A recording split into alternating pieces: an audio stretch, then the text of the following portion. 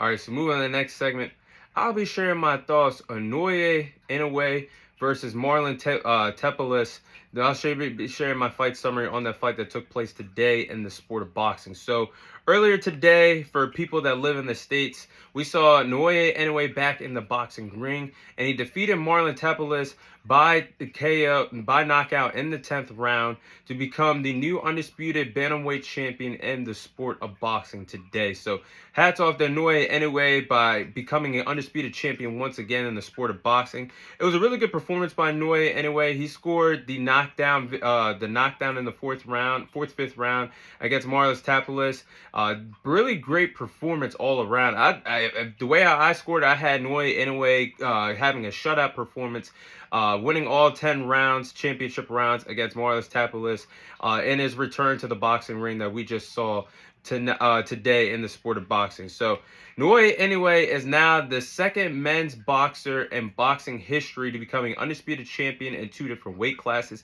He is now the 4th boxer in boxing history to become an undisputed champion in 2 different weight classes, joining the likes of Clarissa Shields, who was the first man or woman to do that in boxing.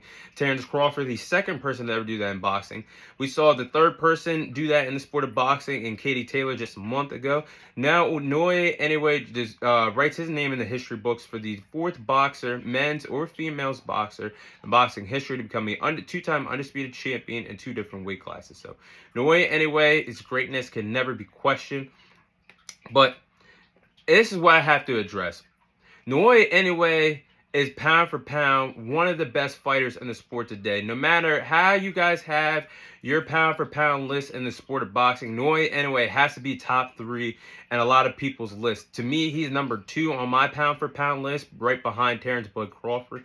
But Naoya Inoue needs to be pound for pound top 3 in anybody's pound for pound list in the sport of boxing, because Naoya Inoue, this calendar year, 2023, he defeated Stephen Fulton and Marlon Tapales this year.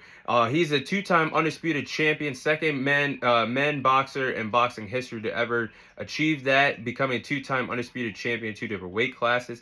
He's the Manny Pacquiao of this era in the sport of boxing, climbing up in weight and challenging himself to be great. And he's a 4-time world champion in 4 different weight classes.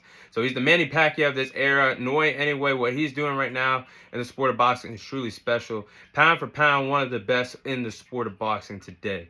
But what would I like to see Naoya Inoue do next in the sport of boxing?